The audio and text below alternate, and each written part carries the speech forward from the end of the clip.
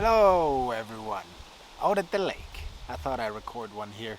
This is Karl. I'm going to record a podcast from here, out at the lake. Everybody who can see it, this is pretty awesome.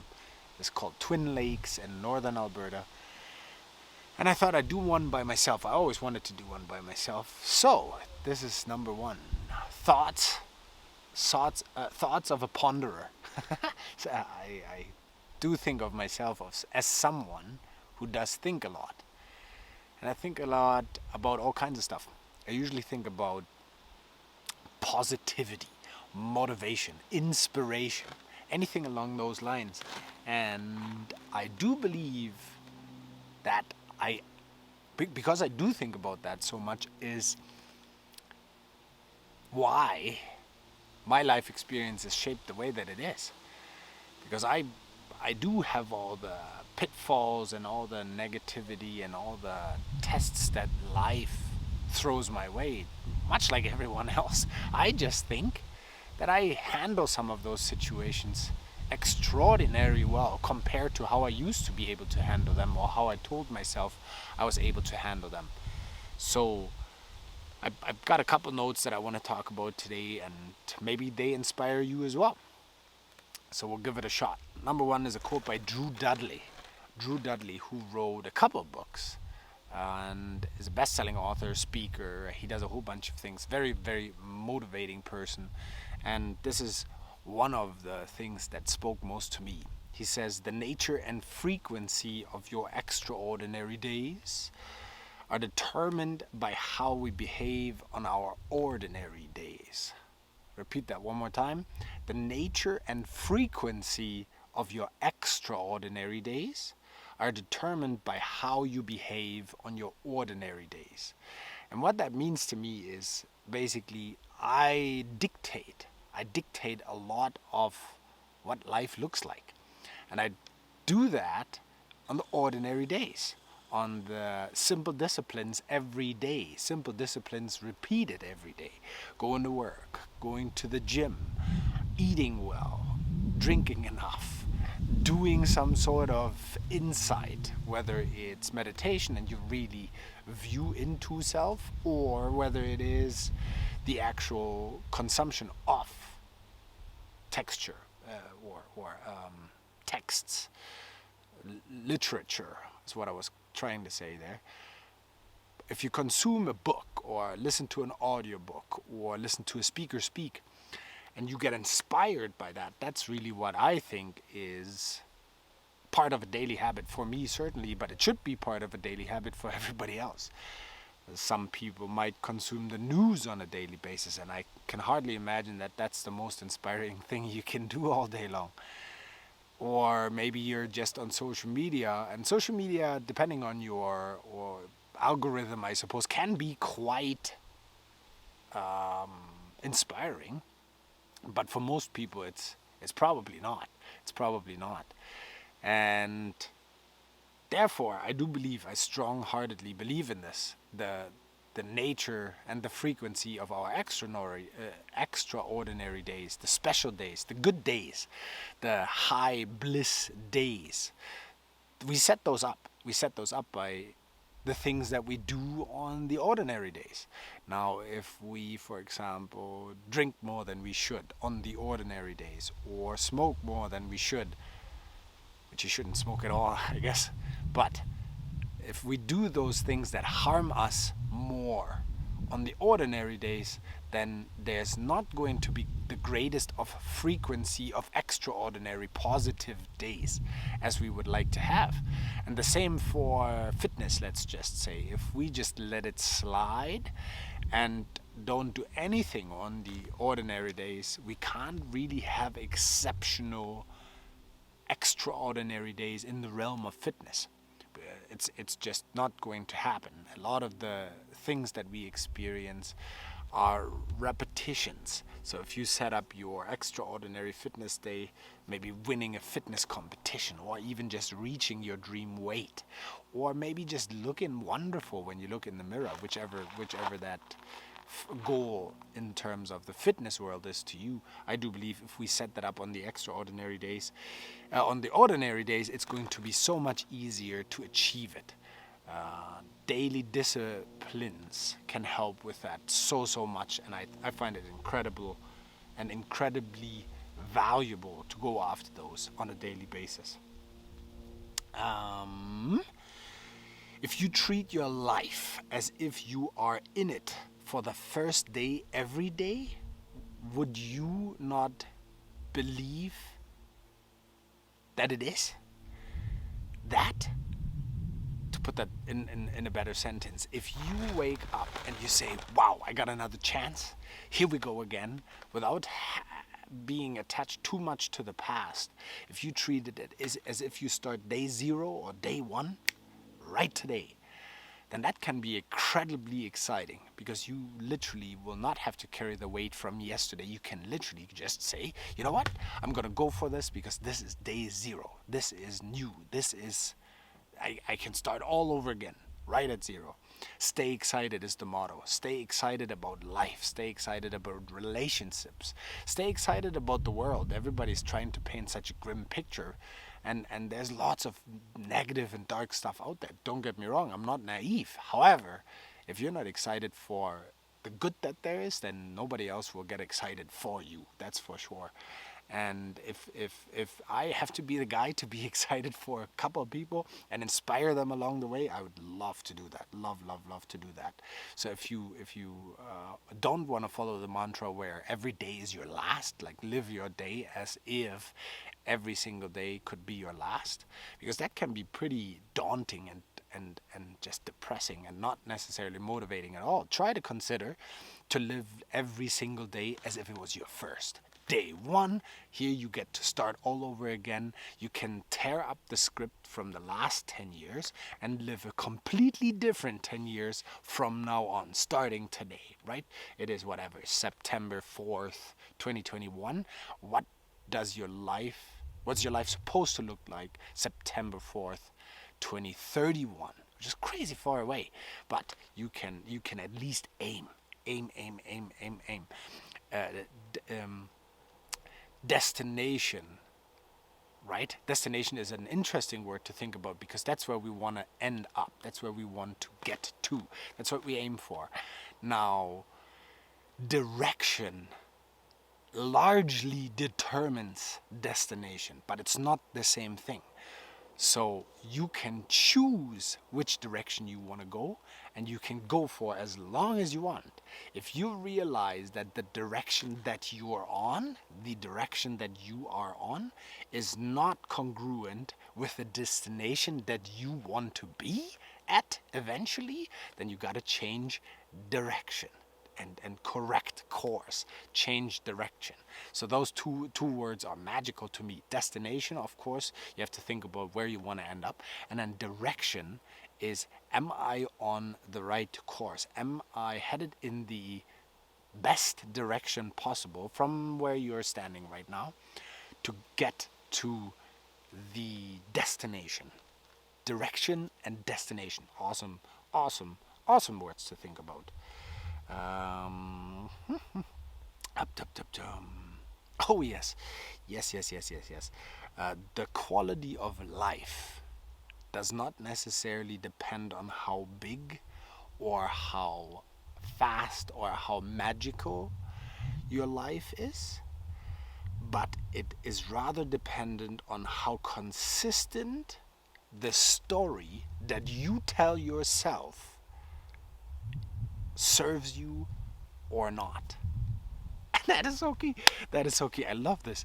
So it's not really dependent on what you take in with all your senses, right? Your eyes, your ears, your mouth, whatever you experience is not necessarily too much important, because there's a good chance that people are experiencing the same thing but have a different outcome. What's more important is the story that you tell yourself and how it serves you or how it doesn't serve you at all. That's super key. If you tell yourself a story every single day, and maybe it starts with paying attention to what type of story you tell yourself every day. That's maybe where everything starts at this point in time. But I believe if you tell yourself a story that is genuinely serving you on a daily basis, you're going to have a much, much greater experience of life. And your circumstances could change, it doesn't really matter. It's how you tell the story to yourself. And if we're honest, there's a whole bunch, a whole bunch of the things that we're experiencing are up to our interpretation. Somebody does something to you and you react a certain way, right? The old example, you're at a party and someone you walks into the party and says, "Hey asshole," and you turn around. What's that say about you? Come on, like at the end of the day, I hope there was no reason for you to turn around, but yet you did, right? And that's the same with any other name calling or "I don't love you anymore." That's them. That's them. That's their position on life. Now, how you interpret said position in life is up to you. Is largely up to you. There's always something that you experience, and then you have a fraction of a second or longer to say, what am I going to do with this? So here's what happens. Here's what I am interpreting this as, and here's what I'm going to do with it. And that's really key. The story that you tell yourself determines what your life is like. So if you tell yourself a poopy story, don't expect the experience to be awesome and wonderful. And if you tell yourself a great story, chances are you still have all those experiences that life will just throw your way. However, you might be able to interpret or adjust or react or respond to those things better. That was another big one.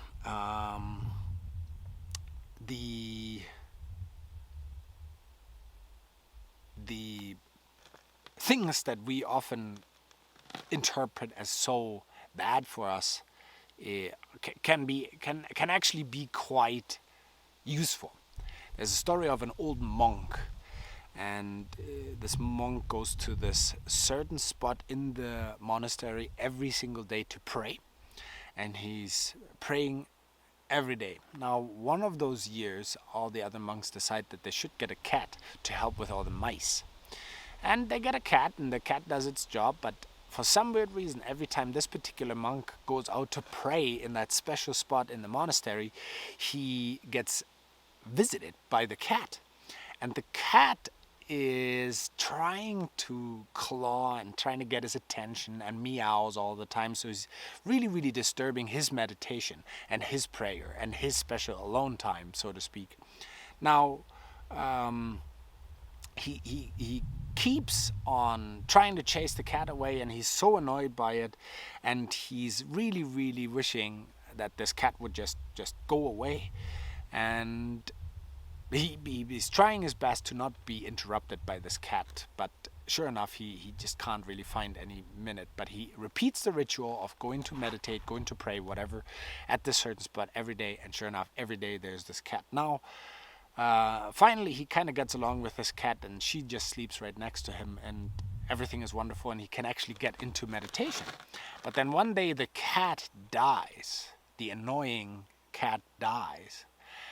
And the monk goes back to his spot the next day, and he has a hard time getting into prayer, into meditation, into the spiritual part of his connection without the cat. So what the moral of the story, or the actual message in there was for me, is that so often we take things as annoying, right? Whether it's customers or friends or family or needy people who should stand on their own by now, or maybe it is children, maybe it is the partner, maybe it's the spouse, maybe it's politics, maybe it's the government, maybe it's whatever it is, something we write off as annoying so quick, and maybe it's just something that someone does, or maybe it's something that someone says or something. But oftentimes, and you kind of maybe know this from your own experience, or maybe you just need to hear it. Sometimes those are the things that we're gonna miss most when they're gone, and that's a crazy thing to think about. That's a crazy thing to think about. I know I've had many people that I spent time with, and they said things that I didn't agree with, or they did things that I didn't agree with, and now I wish I could do whatever that annoying, crazy thing is just one more time.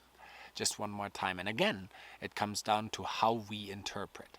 So if there's something about a friend of yours, or maybe your brother, or maybe your sister, or maybe who knows, someone that you know that appears to be really annoying in one way, shape, or form, maybe just give him a hug and say thanks for being this absolutely annoying thing in my life, because that makes life. And that's a good way to cope with it, because I promise you, you'll miss it so much when they're not there anymore, and that annoying thing goes with them. So I think that's super powerful. If there's something or someone that does something really annoying, reach out to them, give them a hug, even if you just text them that you miss their funky, annoying little bits and pieces so much, so much. Another one. Oh yes. In terms of the couple of things that we can talk about today, I guess, the story that you tell yourself, destination and direction, the annoying things in life and how to cope with them, let's just say. And number 5, the difference between hope and faith. Hope and faith. Now, everybody that knows me knows a little bit at least that I'm not the greatest fan of hope.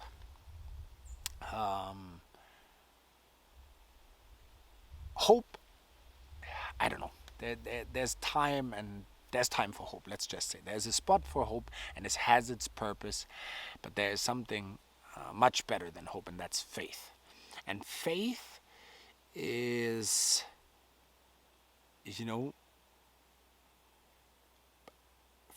faith is stronger in the sense that we're much more connected to the actual outcome than with hope. Hoping that it's not gonna rain tomorrow doesn't do anything. Having the faith that you're gonna be prepared no matter what, so taking an umbrella as an act of faith, is much more in tune with what's reality, so to speak. Hoping that the person that you just asked out on a date is going to respond with yes is appropriate, and there's nothing wrong with it. But instilling faith in that you're going to be with the right person that you deserve at the end of the day is so much more strong and gives you so much more power long term. It's not even funny. There's a saying that hoping for you is like inviting you to the coolest party in town. That's hoping. I'm going to invite you to the coolest party in town. Faith, so having faith in you, is when I ask you to dance. Right? So the next time you think about those two is, you know, who was involved and who actually was a part of. The next time you have bacon and eggs, right? The old saying goes, who was involved and who was all the way in. The pig, bacon and eggs. The pig was all the way in. There was no questions asked. The pig is all the way in when it comes to bacon and eggs. But the chicken is just involved. It's not, you know what, lay a couple of eggs here and there, no problem. But the pig had to go all the way in. So you have to ask yourself, are you all the way in, or are you just involved a little bit, right? Are you just involved? And that's hope and faith right there to me. Hoping for you is like asking you to the coolest party in town. Having faith in you, believing in you, is like asking you to dance, because then I want to be involved too. I want to be part of it. And that's what we do for people that we have faith in. We can hope that Anything can happen. But when we have faith, then we're invested. We are not just involved, we're invested. And that's key. That's key. I think those are my little thoughts of the day. My little thoughts of the day. I like when when we think about those things. What can we do on the ordinary days to make the extraordinary days that much more extraordinary and more frequent? Those are questions you could jot down and answer for yourself. What can you do on the ordinary days to make the extraordinary days more frequent and more extraordinary than they already are? Then we talked about the nature, the story that you tell yourself every day. What kind of story are you telling yourself every day? And what kind of story would you like to tell yourself? What things would you like to put into perspective? And what things would you like to give a different meaning? Then we had the quality of your life, which also depends on the story that you tell yourself. Then we had things that we are annoyed by that we're going to miss so much when they're gone. So think about something, if you want, think about some of the things that you're annoyed by, and maybe it's a person or maybe it's a habit of someone else, and maybe you want to reach out and give them a hug and tell them, you know what, I like this quirky thing. I'm annoyed by it, but I like it, and I would terribly miss it if it was gone. So I'm going to let you know right now that I love you very much. Very, very much. The things that we can get annoyed by, and maybe we are going to miss them. So maybe reach out. And then last but not least, the difference between hope and faith. Hoping for you is like inviting you to the greatest party in town, but having faith in you is like inviting you to dance. Because I'm not just going to be involved, I'm going to be invested. Right? We're not bystanders just hoping for better days. We have faith that better days are to come, because we're going to do our part. For sure, hands down. And that's it for today. Hope you enjoyed this. Leave me a comment. Subscribe to the podcast if you can. This is going to be on YouTube and whatnot as well. But subscribe to the podcast and leave me a review. Then this gets pushed up to be able to be seen by more other people. This is from the lake. There's a coyote howling over there. There's my fishing rod is in the water. Oh, this might not be a coyote. I'm just talking out of my back right now. Maybe though. Who knows? Have an amazing day and enjoy life.